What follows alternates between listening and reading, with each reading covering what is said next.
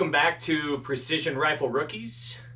I'm Jeremy Boyer, and today's going to be a little bit different. As you can't tell, you're in my office right now, slash gun room. I could maybe give a tour some other time. It's really not that clean in here with just moving around. I got a new monitor, and so I've got a monitor over here on my Dylan bench, sort of say. So anyways, welcome back to Precision Rifle Rookies. Again, my name is Jeremy Boyer. Hope you like this series so far in the videos that we've been putting out. I'm from Missouri, Mike is from Nebraska. We really just kind of love shooting, but a video that I kind of thought about having here was, especially after this weekend, shot at Gadsden this weekend, and I got a lot of questions, and I see a lot of questions about, hey, what should I have? What are the must-haves? You just see them all the time. And if anybody is like when I started this whole passion, sort of say, I spent a lot of time on YouTube, and there was a lot of decent little videos that kind of showed the shooting. I don't know that I was able to find a lot that just kind of talked about how people got into it the way that I did. So I'm just going to kind of start from the beginning of how I kind of got into this, what I'm currently shooting. For this video, I'm going to stay with my 22s, maybe do another video if everybody likes this, where I've got my center fires on the wall right behind you, and kind of go through those. But got into this, obviously everybody was kind of affected by COVID, and for me, YouTube really kind of hit extra spot is you weren't out going and like for me, I was a baseball coach, and baseball came to a halt when COVID, just like a lot of other things.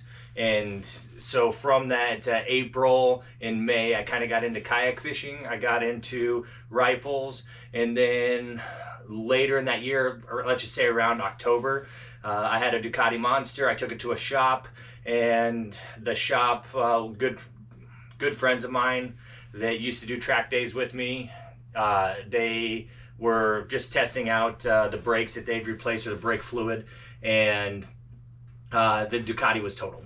A lady pulled out in front of the mechanic, and the bike was totaled. So I had a good chunk of money just sitting there, and I told my wife I want to reinvest that into another hobby. So here we are. I would have started off with some of these other rifles that you will see, but because I had a little bit of extra, and I wanted to spend it before my wife could. If you're watching this, Ange, yep. You started this passion by letting me spend my motorcycle money on rifles. But anyways, so I went big, I guess go big or go home type things. Buy once, cry once was kind of, and I built a center fire. And then that next year, late in that next year, we kind of got into Rimfires, which would have been 2021. So this is my baby right here. And this is what I've been shooting for the NRL Nationals. The only thing that's changed is my chassis. I'm not going to get it off. It's behind the camera. I used to have an MPA chassis on my rifle, and the thing with the MPA, I actually loved it extremely. It's on my center fire. I couldn't get it to balance, and that's where this MDT chassis is absolutely amazing. I would have probably started it on the MDT chassis, to be completely honest, but I didn't like this being as long as it was, and my barrel basically came to the very end. And this is a 20-inch barrel, but I've been able to figure out how to make it to where I liked it. And even if I didn't have this Harrell's tuner on it, I would probably still have it here just because of the balancing. The ACC, like, and it's the way you can build it out is absolutely amazing to get it to balance. Now, Gray Ops has actually come out with a course. Literally the week that after I switched it from the MPA over to the MDT, Gray Ops came out with a new weight system that it's stackable, so that I could have probably used my Matrix. Now the BA comps look like they don't have as much rear weight. The Matrix has kind of a solid part right here that I think just adds a little bit of weight, where the BA comp doesn't have that, so I'm sure that I could have got it to balance had I had a BA comp. But love the chassis either way. Love this one as well. So I'm going to kind of start from front and go backwards in as far as what I'm shooting. So this is the MDT SkyPod. This is the double pole. Reason that I went with the double pole, we actually shot a centerfire match, the Yeti Challenge in Nebraska, and we shot a stage to where I don't know what I would have done had a guy named Paul not had a double pole. Everybody used it. It was severely downhill, and the targets were almost level with you. So a single Atlas, I have a couple Atlases behind you, would not have worked for that. And so and again, love my Atlases as well. But it kind of got me thinking, like, what would I have done? If I'm going to spend this money going to some of these national shoots, I need to be kind of prepared for anything. So Short Action Precision was selling them at nationals. And again, just kind of thought, well, I don't know what's going to happen here at nationals. I know it's in the woods. Anything's possible. I'm just going to bite the bullet now. And I have not been disappointed with the MDT SkyPod. It is everything that, if you watch any video of anybody that has them, they're phenomenal. Only thing that I wish was that the locking, the cant lock was on the back instead of the front, in case you're wanting to do it kind of quickly. But at least on this one, it's got the...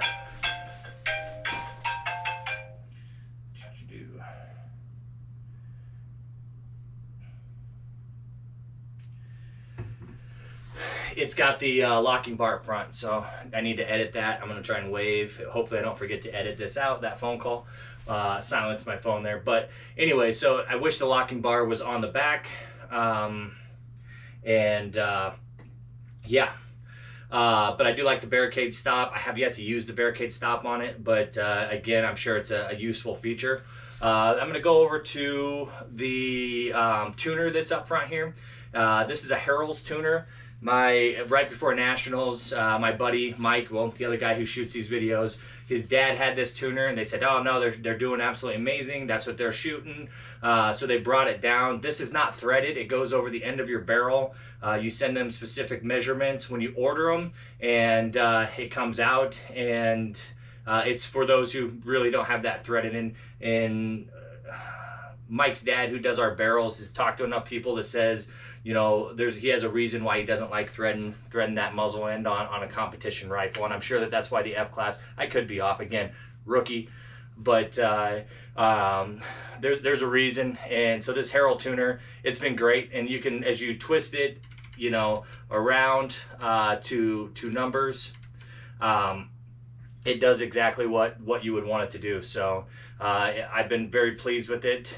Coming down, obviously I've got the MDT chassis here. I've got not a full set, I've got the full set of internals, but I think I've got 3 internals in here, and then I've got 3 of the external weights here. Again, with the MPA in its old weight system, I was struggling to get it to balance in the Matrix. It looks gorgeous. It feels so good on the side of my face. I love the grip. I love the shelf. Love it. Just couldn't get it to balance. It would always, as I'd come off a prop, it would want to fall back. And it was extremely heavy. I had it at almost 24 pounds trying to get it to balance, but could never get it. Again, they've solved that, or at least Gray Ops has.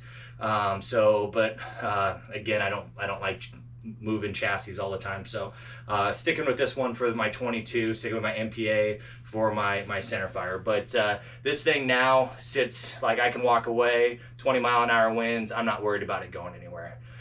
Coming back into, I'll go up top here into my scope. This is the Gen 2 Razor. I've got a Gen 3 on my centerfire. So this was my old centerfire. When the Gen 3s came out, I actually got certificate from Vortex from a shoot, and literally like a month later the Gen 3s came out, so I pulled the trigger, bought it. Love the Gen 3. Gen 2 works really well for 22, and I've noticed, especially when I shoot left-handed, for the offhand sides of 22s, that I feel like this scope is a step up from my PST that I used to shoot on this. Moving back into and this becomes kind of one of those battles, but I've got a Rimx action. Love the Rimx action. It's into a Schillings, I think it's a Ratchet 7. Again, Mike's dad did our, we call it chicken, or they call it chicken coop precision. Is kind of a joke, but does just stupid amazing things when it comes to the especially Rimx barrels. And so this setup right here is been just, it shoots great. Mike always jokes about wishing that he would have taken this barrel and put it on his own and said, oh man, you know, ordered a different one, saying I wouldn't have known any different. I wouldn't have known any different. But this setup right here it just lights out. If it misses, it's because of me. Especially when you shoot high quality ammo. So making sure that I don't miss anything on this side. Nope. Oh, and then back into a dope card. So then I got the Coltac dope cards up here. I don't have it. I left it in my truck. I also have a Send It level, the Send It electric level that normally goes right here. I'm actually going to move my scope up and move my scope back. Oh, spur mounts. I've got a spur mount here. I left the spur on my 22 instead of my centerfire, where I've got the Badger Ordnance rings there, just because I didn't want to move my scope around. I may end up switching it out. I don't know. I think I've got the version 2 of the Send It level. So I don't know if the spur mount would actually work on the second. If anybody knows, leave it in the comment if you can. But if it doesn't, then I may switch out the spur, because I think that the spur is a little bit overkill on the 22 and would probably work better on my centerfire. It is, you know, you can see I've got a decent chunk. I see some Facebook posts where everybody's like, is this enough? And it's basically, you can get a dollar bill through it, and if that. Mine just fits right where it needs to be. I like it. It's on a 40 mil base. And yeah, this is what I used to call candy. Candy was what I named my rifles. It's a Marine Corps thing, I think. At least that's what we did in where I was. And it's done very well for me. I'll get into now. Take this off. Set this. Oh, and my rifle weighs now about 20, just under 20 pounds. So this was my first rifle that I got, that I built, 22 rifle, I should say. And this is how I kind of got into the 22 side of competitions. So this is now Colt's rifle. Kind of going back from the front. This is a Bartline barrel. I don't know the contour. I actually got it from Mike's dad with a Atlas bipod sitting on the front. This is the MDT chassis XRS with the enclosed foregrip. Only thing I don't like about the enclosed foregrip is you cannot take this section off. I wish that you could take this section off, really just for getting it in there. I don't mind it on there for you know, being able to put it back on, but it is basically one piece, and so sliding this in with the trigger can get a little bit tight, especially if you have a little bit bigger or thicker barrel. This barrel wasn't quite as bad, but when I tried putting my Schilling 7 in there, it was definitely a little bit tighter, and I don't know how you would get a straight barrel in here and be able to get it into this chassis. But this has got, Colts has got the a PST on it. Everything that I have now except for my loaner rifle is in Mills. So he's got the PST Gen 2 in an XRS, and then another Rimx action. Again, this is what I bought. And then so this is where I kind of get into, and it's got a couple levels on the top. This is where I wanted to go with with a little bit farther as I talk about other rifles. But so I was shooting, I was new, and I took Colt to kind of come out and shoot. And I don't know if the camera will be able to pick this up or not, but I'll bring it up here. And I had lines basically put on here, because what I noticed is when Colt would shoot with me, and again, as a dad, I wanted him to be comfortable. So I would basically set this up for him and never really wanted to move it. So my scores went down drastically. I'd be able to practice, especially for NRL, and I'd shoot pretty good. I'd go to a shoot, and if Colt was with me, I shot a little bit poorer, and if I was by myself, my scores seemed to be higher. And what I noticed then was that my cheek was never in that same, and so shooting through a PST, this exact scope at the time, I was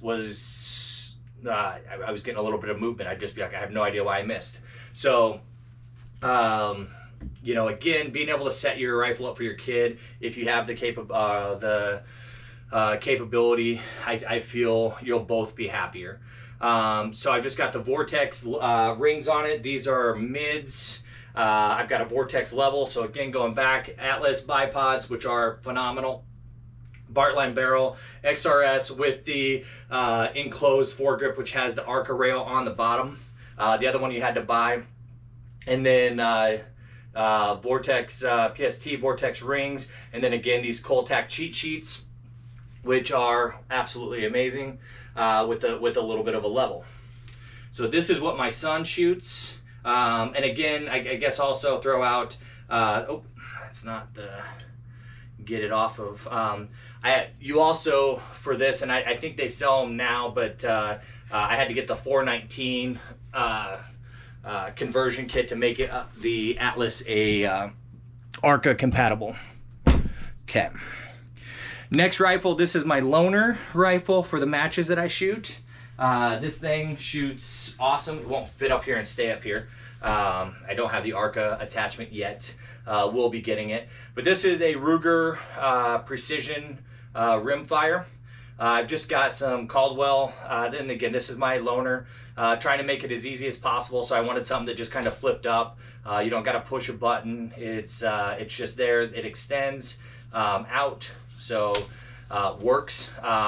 Obviously threaded front. Everything is stock on this in case I ever wanted to shoot base class. But Ruger Precision. This has a Vortex PST Gen 2 as well, but this one is in minutes of angle. It's in Steiner's. This was my first for my long range 6.5 Creedmoor. It's got the Steiner, whatever they are, rings, but my favorite part of this was that it actually has a level in the rings, which is where I thought this would go really good on my loaner rifle. These feed the Ruger Precision, or the 1022 mags. I've got those all the way up to 25, so I've got probably 1022, just the 10 round mags, and then I got a couple 15s, and I even got a 25. Great starter rifle. I actually really like this rifle, the adjustability back here, and I've also seen that they've actually added a couple more things. You can go to, I was on their website last night, Anarchy Outdoors has a ton of upgrades to this that is nice. The things that I also like about this for base class is, and I'm looking at them, I just seen them again on Anarchy last night, is the weights that can actually balance this out. Again, balance, in my opinion, is key. So if you can get something where everybody goes to the CZs, and I mean the CZ 457s are some of the smoothest bolts I've ever seen. This one, I think, as it kind of gets worked in, will get smoother. It's only been shot once at a match, and once on just me kind of just getting her kind of sighted in. Love this though. It's just a great little rifle. And again, this is my loaner. Again, the cat's meow is, especially in this world, is probably the 457s. The 457s really do seem to shine, and they have the smoothest bolt I've seen. Then last rifle for 22s that I got is, and this is my giveaway. I bought this and was originally going to make this into a kid 1022. That's still the plan. I want to build a kid 1022. They are phenomenal. Mike, I'm hoping, does kind of the same thing, talks about his 22s. He's got a kid. He wins shoots with it. I mean, he wins high-level shoots with the 1022. He also has a Rimex, and that's kind of his go-to, but he plays around with his kid 1022, and it shoots almost as good as his and mine's Rimex. So do not discount 1022s at all, because they are great. Now, Colt just won a scope, so I will probably end up putting, it won't be for the giveaway, but I will also make this for the next couple of months until this giveaway happens. This will be, I'll put a scope on just in case somebody wants to shoot it at one of the shoots. I'm giving this rifle away to a kid at my local club shoots, and again, originally it was that Ruger Precision. They cost about the same. The reason that I'm giving this away instead of the 1022 goes to my own philosophy. I can be way off. Again, you can argue with me in the comments. Would love to hear it. My opinion after watching videos of kids shooting, like especially the younger kids, is what's the most fun part about going to these shoots? Well, the most fun part of going to these shoots is hearing steel ring.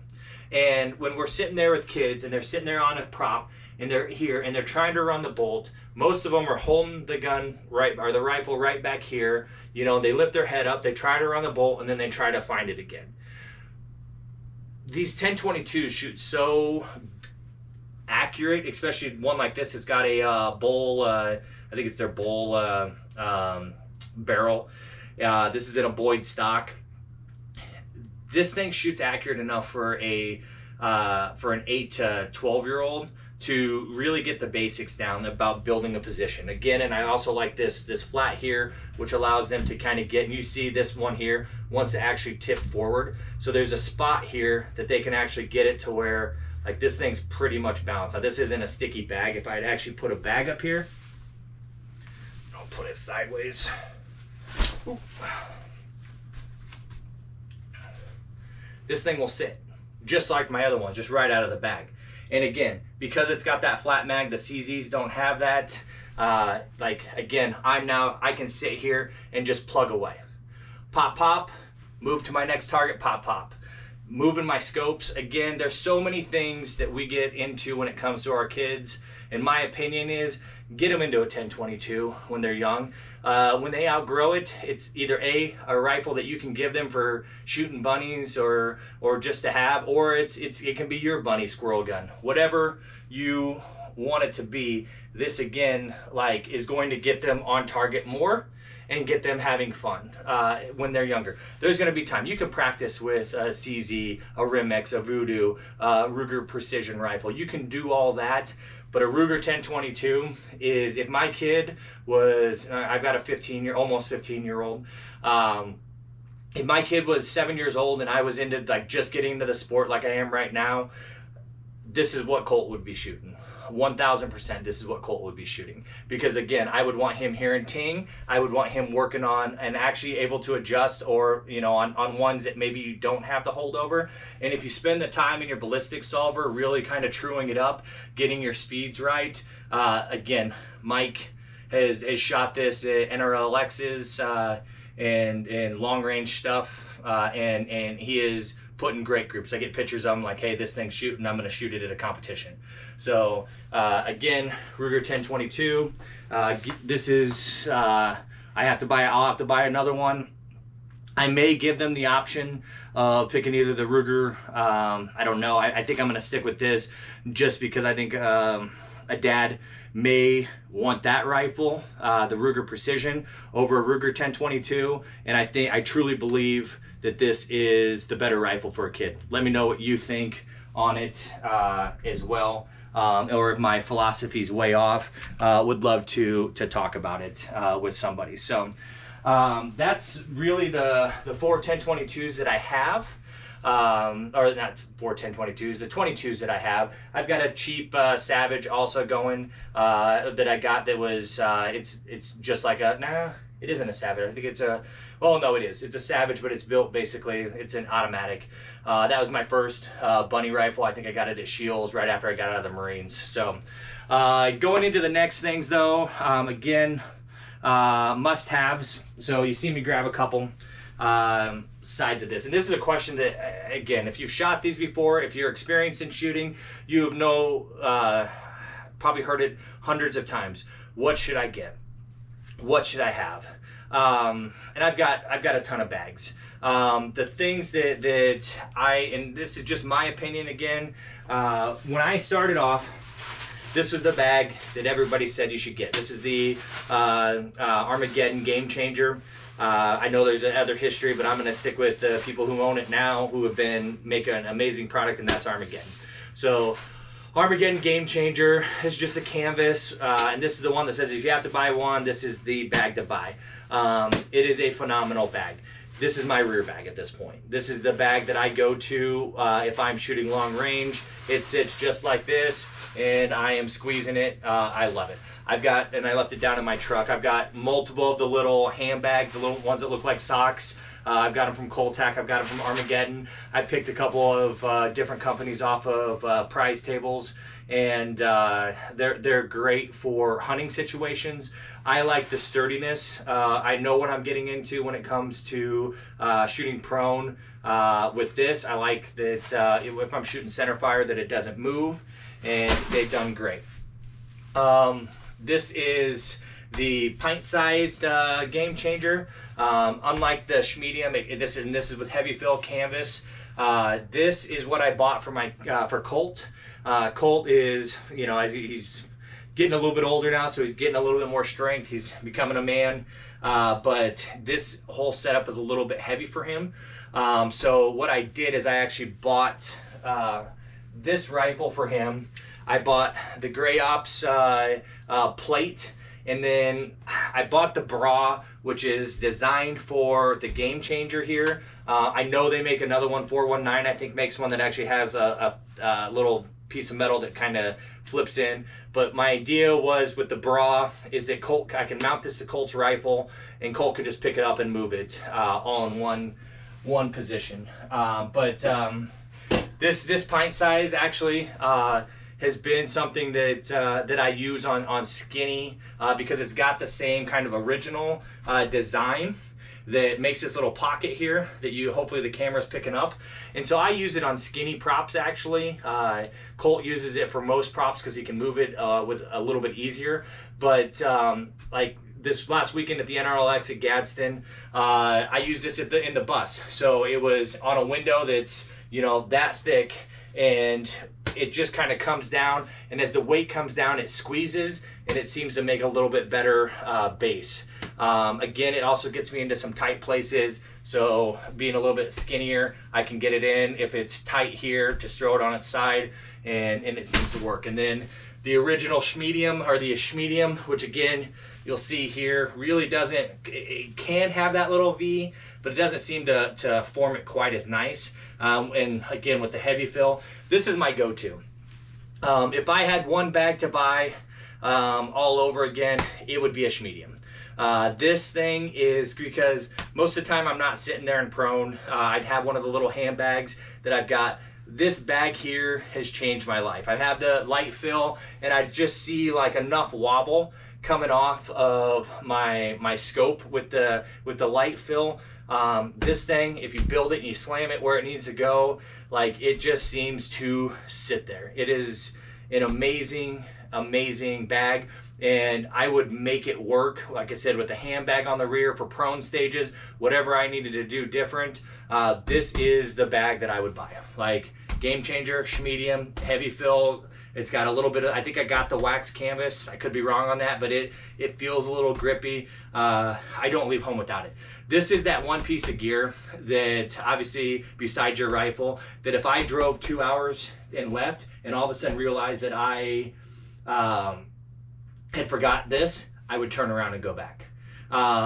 If again, obviously rifle and magazines and ammo, like not even ammo. I think I could actually find a lot if I could find ammo on the road and knew that there was 22 ammo. Let's say I was going to Kansas City to shoot, and there's a Shields there. I could shoot Ely for a weekend. I couldn't live without this. Like this is that piece of equipment for me. Even a Kestrel. If I forgot my Kestrel, I'd use Strelok would turn around for this. This makes or breaks my shoot. So maybe crazy on that, maybe not. But however, so I say that, which leads me right into my Kestrel. Okay.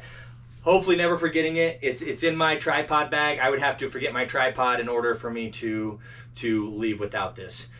Kestrel solvers, these are must-haves. The bags, I'm in the must-have section. A Kestrel to me is a must-have. I have 3 actually. I've got the Horus version, I've got the Ford-off version, and I've got the Applied Ballistics Elite.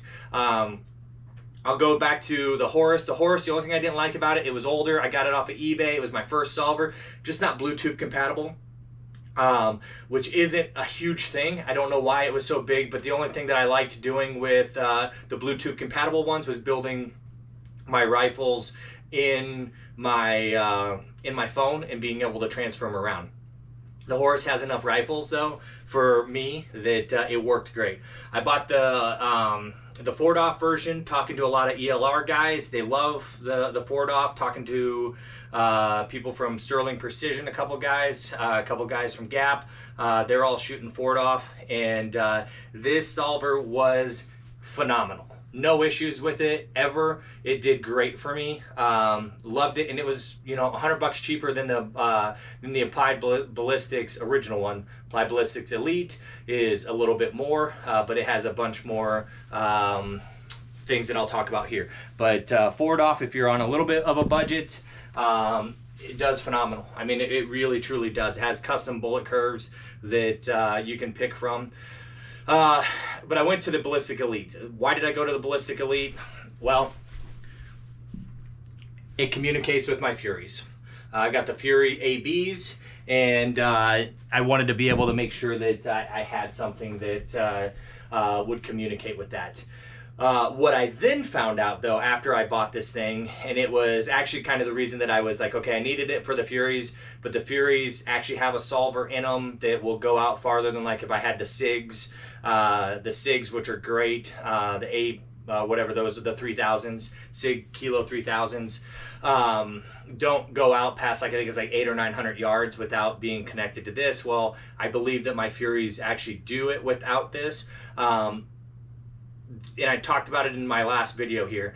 The sectors for this are absolutely amazing. Basically what they are, they're sectors, but they're target cards. And I can go into my entire match when I get it. If you go check in on Friday, you can go in and put every single target, every single stage, Sector 1, Sector 2, Sector 3. You can rename them to Stage 1, Stage 2, Stage 3. I did that the first time. I now leave it as sectors, but it's just basically Sector 1 is Stage 1. And if I start on 15, I start on Sector 15. And as I, you know, go to 21 like we did at Nationals, and when I go back to Stage 1, I go to Sector 1.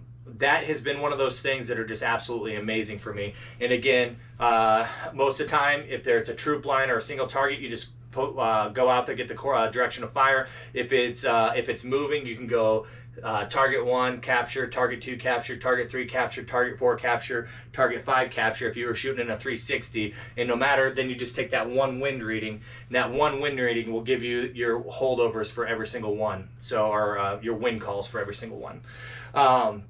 It's absolutely a must-have. Ballistic, and then the bullet curves, they've been spot on. Applied Ballistics does a lot, especially with the King of the Quarter Mile for 22s, and I'm using a custom bullet curve for the Center X's that has never been off. I mean, it has been absolutely spot on. The key to it is just making sure that you have a perfect zero. If you have a perfect zero, it's gonna hit. Magazine must-haves. Obviously you must have magazines. In my opinion, in this game, you must have some sort of mag extension or a 15-round mag. It is something that is a game changer, especially if you're trying to dial and make sure that you have everything that is you know, you're trying to dial, hit parallaxes, do all the little things right. You can run out of time. You get 2 minutes on stages. Many times I finish with, you know, 75 seconds. But with this mag extension and my timer that you guys have probably heard in some of my videos, which I actually have over here as well, it has made me be able to calm down and slow down a little bit. So with the 15 rounders, a 15 round stage, the mag extension here is a game changer. So I've got the Rimx magazines, and obviously they come in metal. Things I like about them, which everybody's now trying to, I'm not going to say copy, but I know that most of them didn't do it, is the adjustments on the back, which is why I'm Team Rimx. Not only is the action super smooth, but I've had zero feeding issues since I've been able to calibrate, or it's not even the word I'm looking for, but tune my magazine basically in to make it to where I need to be. Next must-have for me is binoculars. Now, I went overboard because I do hunters, but get a good 10 power binocular, heck, even if it's an 8 power binocular that you just have laying in the garage. Getting into this, having binoculars and being able to go, okay, here's stage target 1. Okay, so I'm gonna go from left, then I'm gonna swing to the right, then I'm gonna go out a little bit farther, and being able to kind of just visually memorize where your targets are, see them, get into the groove. If you're the 6th shooter, you can watch 5 other shooters go 1, 2, far 3, back to 3, 2, 1, and you just kind of continue to memorize it. You see the targets, you get to see, wind that's going on out there. Again, a lot of people that are just getting into this are looking at, just kind of glancing out there, and they're not seeing those leaves blowing in the background. They're not seeing that streamer. They're not seeing the mirage, whatever it may be. Binoculars will change how you are able to see the course of fire. And then obviously everybody has seen my tripod. This is a Leo Photo. Obviously you could buy once, cry once, and go with the really right stuff. Haven't done it yet. I probably will. This will probably become Colts. I've been this close. Go ahead and show. This close at 2 shoots. 2 shoots, there's been tripods, and literally the person right before me went and grabbed the tripod. Otherwise I would have 2 tripods, one for me, one for Colt. I was able to pick up some binoculars off of a prize table for Colt, so I'm actually looking to upgrade myself so that Colt can also, have his little setup just like this and be able to do everything the exact same as he gets to shoots. So yeah. Again, must-have binoculars in my opinion. They help so much. Good ammo. I've got a bunch of it over here. I've got CenterX,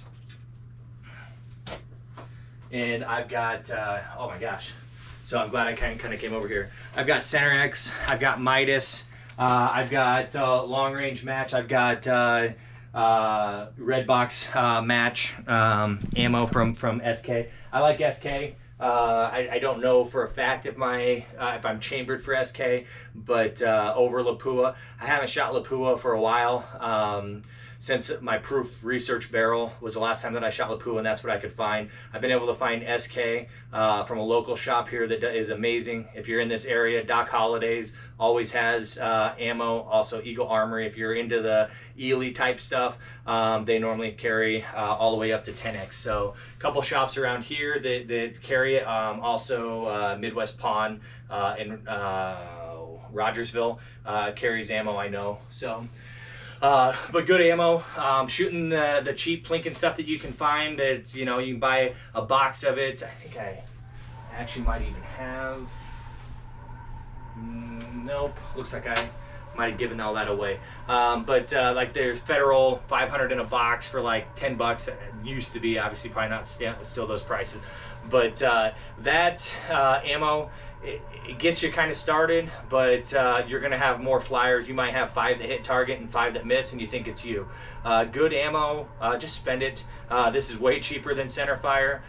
You can see a lot of my Centerfire stuff back here. I've got 2 auto tricklers. I've got a Dillon press from Full Circle Reloading out of St. Louis that I absolutely love for my Centerfire. But everything that I'm trying to do for Centerfire is to spend as much or as little time reloading as I possibly can. So I've spent the money to do that. That's where 22 is fun. Even though I have all this stuff, I still got to reload. I still have, prep that's got to happen.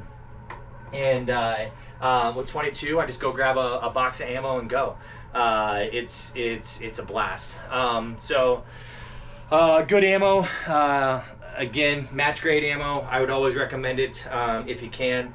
Dope cards, you've seen I've got the cheat sheets from Coltac on all my rifles actually, but I got these DST Precision, and it's just got 5 stages, but they're decent. There's not much that you can't find. The wristbands, I've got some of those as well for the hunter style that I use.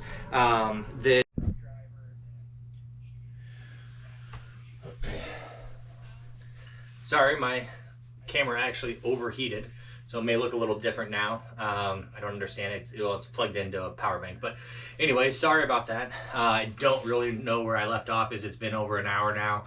Had a couple work things come in, but overall, really what I'm kind of trying to get at here is, you know, come out, shoot, set realistic goals. You're not going to come out here and win your first shoot. You're not going to win probably your first 5 or 6.